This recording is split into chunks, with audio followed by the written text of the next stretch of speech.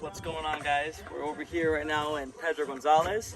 We just dropped off some of our clients over here to eat at Panama Red.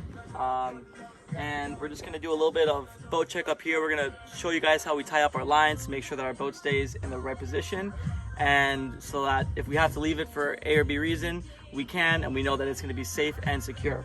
So basically, when you're tying up a boat, you want to keep this bow line a little bit looser, just so that it has a little bit of slight play as compared to the back.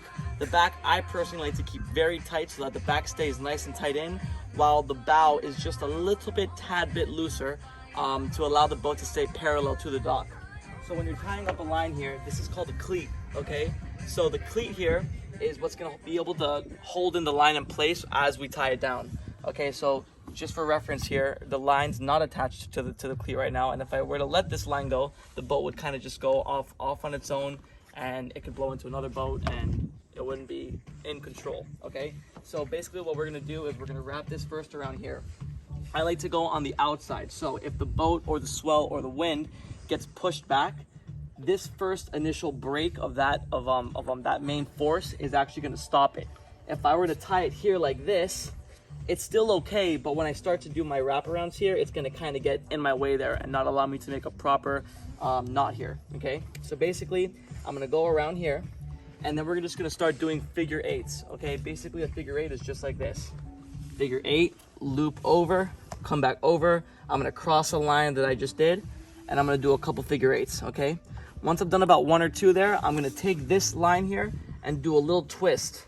I'm gonna do that twist, and that right there, boom, is gonna lock it right in place. So I'm gonna do one, that's fine, right there is perfectly fine, but I'm just gonna do another one for safety and security. Then from here, I'm gonna make my little loop. This is more so just class and etiquette on a ramp, or sorry, on a dock. Many people do it another way. I do it this way just for visual preferences. It's a little bit more professional. So now we're gonna come back over here, okay? Over here now, however, these are our fenders. The fenders is what keeps the boat from hitting the dock. Okay, these are little inflatable fenders, and basically that pressure right there that I'm keeping on them, this boat is snug up against the dock, but I'm protecting the hull from actually getting damaged by the actual dock here, okay?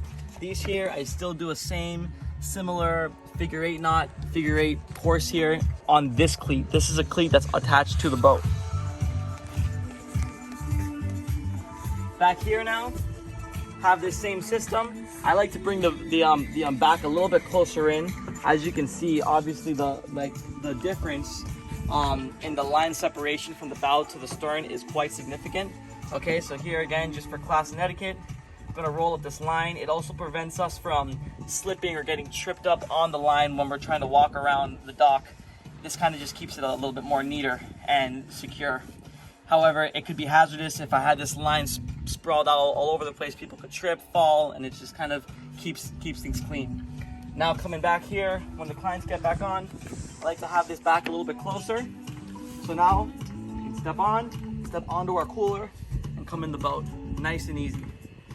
Anyways, that's a little bit of a safety, or just kind of boat maintenance that we take care of while we're out here, and we figured that we'd share it with you.